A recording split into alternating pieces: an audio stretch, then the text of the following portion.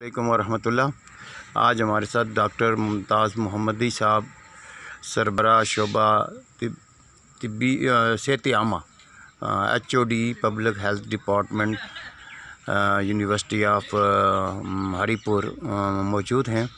तो मैं उनसे ये मालूम करना चाह रहा हूँ कि कौमी ज़बान के लिए मुख्तलिफ़ अदवार में बहुत कोशिशें हुई हैं, लेकिन आज तक अमली तौर पर कौमी ज़बान नाफज नहीं हो सकी। आपके ख़्याल में इसकी क्या वजह है? सर, मेरे ख्याल में सबसे बड़ी वजह यह है कि पाकिस्तान ने अपने आप को एक नेशन के तौर पर अभी तक दुनिया में रिकॉग्नाइज़ नहीं करवाया और ना ही एक नेशन के तौर पर अभी तक पनप सका है। मैं ये कहना चाहूँगा कि जो आइडेंटिटी है, जब हम आप आइडेंटिटी की बात करते हैं, अपनी शनाख्त की बात करते हैं, तो उसके अंदर ये फुकदान रहा है कि हमारा ये फोकस ही नहीं रहा, या हमारी तरजीहात भी नहीं रही, हम दुनिया के अंदर अपने आप को एज ए कौम के तौर पर शनाख्त करवा सकें।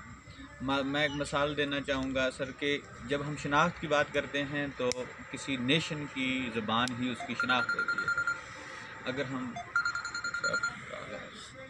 जोड़ के नहीं उसमें नहीं वो जुड़ी आप कहते कि हमारी जो बतौर कौम हम दुनिया में अभी तक अपने आप को मनवा नहीं सके, जो है ना, कौम के तौर पर हम उभरे ही नहीं।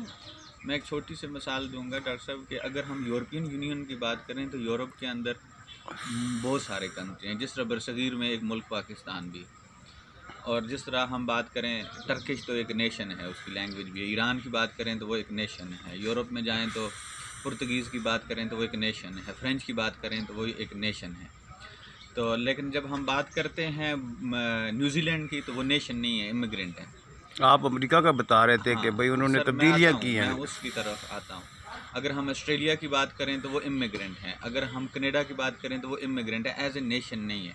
इसी तरह USA जो है वो भी एज ए इमिग्रेंट ही के तौर पर जिस तरह बाकी कंट्रीज़ हैं वो उभरा है। लेकिन आखिर में जाकर उसने अपने आप को एक कौम की शक्ल देने की कोशिश की है। आल्दो दे आर इमिग्रेंट और ब्रिटेन बेस्ड हैं, लेकिन कौम की शक्ल देने के लिए उसने पूरी ब्रिटेन लैंग्वेज को ही मॉडिफाई किया और एक न्यू वर्जन लाया है, वो है अमेरिकन वर्जन। और उसने लैंग्वेज के अंदर छोटी छोटी चेंजेस किए हैं और दुनिया के अंदर लाकर इंग्लिश के 2 वर्जन आ गए, एक ब्रिटेन और एक अमेरिकन। ऑस्ट्रेलियन वर्जन नहीं है, न्यूजीलैंड वर्जन नहीं है, और दुनिया ने एक्सेप्ट कर रहा है। वो दुनिया को इस बात पर एक्सेप्ट करवाने पर मजबूर किया कर रहा है कि we are not Britain, we are American. और इसके लिए उसी ज़बान में मामूली तरामीम करके उसी ज़बान में अपनी नई ज़बान तो प्रोड्यूस नहीं कर सकता था, तो उसी ज़बान को उसने चेंज किया है। हमारे साथ बदकिस्मती, इवन सर उसने अपनी जो तारीख लिखने का एक स्टाइल था, हमने जो लर्न किया अभी आकर जो है ना, उसमें भी उसने जो है ना साल को पहले लिख दो या इसको थोड़ी सी चेंज की है कि अपनी आइडेंटिटी बरकरार रखने के लिए। लेकिन कुदरत ने हमें एक ज़ुबान दी है और एक मौका भी दिया है कि हम बीइंग ए नेशन जो है दुनिया में अपने आप को आइडेंटिफाई करा सकें और एक शनाख्त के तौर पर करें।